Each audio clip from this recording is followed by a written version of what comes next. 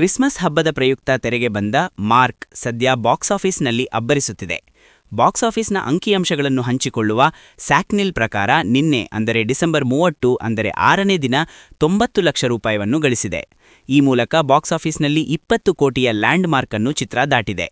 ಇನ್ನು ಚಿತ್ರ ನೋಡುವ ಉತ್ಸಾಹ ಕೂಡ ನಿನ್ನೆ ಪ್ರೇಕ್ಷಕರ ವಲಯದಲ್ಲಿ ಕಂಡುಬಂದಿದೆ.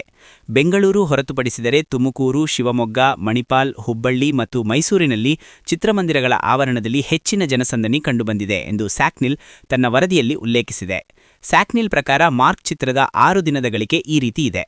ಮೊದಲ ದಿನ ಗುರುವಾರ 8.6 ಕೋಟಿ, ಎರಡನೇ ದಿನ ಶುಕ್ರವಾರ 3.2 ಕೋಟಿ, ಮೂರನೇ ದಿನ ಶನಿವಾರ 3.2 ಕೋಟಿ, ನಾಲ್ಕನೇ ದಿನ ಭಾನುವಾರ 3.4 ಕೋಟಿ, ಐದನೇ ದಿನ ಸೋಮವಾರ 1.15 ಕೋಟಿ ಅಂದಾಜು, ಆರನೇ ದಿನ ಮಂಗಳವಾರ 90 ಲಕ್ಷ ಅಂದಾಜು, ಒಟ್ಟು ಗಳಿಕೆ 20.45 ಕೋಟಿ. ಇನ್ನು ಇಂದು ಅಂದರೆ ಡಿಸೆಂಬರ್ 31 ಮೈಸೂರು ಮತ್ತು ಬೆಂಗಳೂರಿನಲ್ಲಿ ಸುದೀಪ್ ತಮ್ಮ ಅಭಿಮಾನಿಗಳ ಜೊತೆ ಚಿತ್ರಮಂದಿರದಲ್ಲಿ ಚಿತ್ರ ನೋಡಲಿದ್ದಾರೆ. ಈ ಹಿನ್ನೆಲೆ ಗಳಿಕೆಯಲ್ಲಿ ಇಂದು ಏರಿಕೆ ಕಾಣುವ ಸಾಧ್ಯತೆ ಇದೆ. ನಾಳೆಯಿಂದ ಅಂದರೆ ಜನವರಿ 1ರಿಂದ ಮಾರ್ಕ್ ತೆಲುಗು ಮತ್ತು ತಮಿಳಿನಲ್ಲೂ ಕೂಡ ಬಿಡುಗಡೆಯಾಗಲಿದೆ. ಅಲ್ಲಿಯೂ ಕೂಡ ಉತ್ತಮವಾದ ಪ್ರತಿಕ್ರಿಯೆ ಸಿಗುವ ನಿರೀಕ್ಷೆಯಿದೆ.